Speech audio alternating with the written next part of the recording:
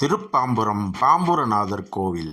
ராகு மற்றும் கேது ஆகிய இரு கிரகங்களும் பொதுவாக வெவ்வேறு திசைகளில் வெவ்வேறு பலன்களை தருபவை. ஆனால் திருப்பாம்புரத்தில் ராகுவும் கேதுவும் ஒரே உடலில், அதாவது ஏக சரீரத்தில் இணைந்து சிவபெருமானை வழிபட்டதாக கருதப்படுகிறது. மற்ற தலங்களில் ராகு கேது தனித்தனி சன்னதிகளில் இருப்பார்கள். ஆனால் இங்கு இவர்கள் இருவரும் இணைந்து சிவலிங்கத்தை ஆலிங்கனம் செய்தபடி இருப்பதாக ஐதீகம். இதனாலேயே இது மகா சிவஸ்தலம் என்று போற்றப்படுகிறது. புராணப்படி ஆதிசேஷன் ஒருமுறை சிவபெருமானை அவமதித்த பாவத்திற்காக பூமிக்கு வந்து சாப விமோச்சனம் தேடிய இடம் இது.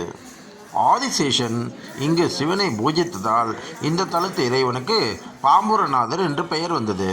ராகு கேது ஆகிய பாம்பு கிரகங்களுக்கு இந்த தலமே தலைமை பீடம் போன்றது. எனவே ஜாதகத்தில் காலசர்ப்ப தோஷம் அல்லது ராகு கேது தோஷம் உள்ளவர்கள் கும்பகோணம் அருகே உள்ள திருநாகேஸ்வரம் செல்வதற்கு முன்போ அல்லது பின்போ இந்த தலத்திற்கு வருவது முழுமையான பலனை தரும் என்பது நம்பிக்கை.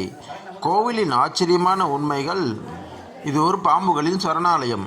இந்த கோவிலில் அவ்வப்போது பாம்புகள் தென்படுவதுண்டு. ஆனால் இதுவரை அந்த பாம்புகள் யாரையும் கடித்ததாகவோ அல்லது தீமை செய்ததாகவோ சரித்திரமே இல்லை.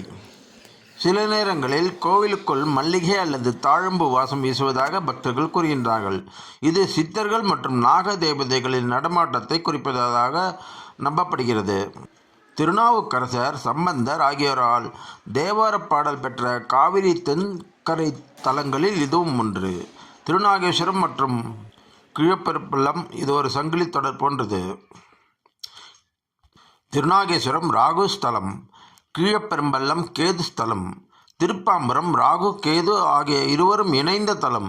இந்த மூன்று இடங்களும் நாக வழிபாட்டில் மிக முக்கியமான முக்கோண தலங்களாக கருதப்படுகின்றன. சுயமரியாதையும் இறை நம்பிக்கையும் கொண்டவர்களுக்கு இந்த தலத்து அமைதி ஒரு தனித்துவமான ஆன்மீக அனுபவத்தை தரும்.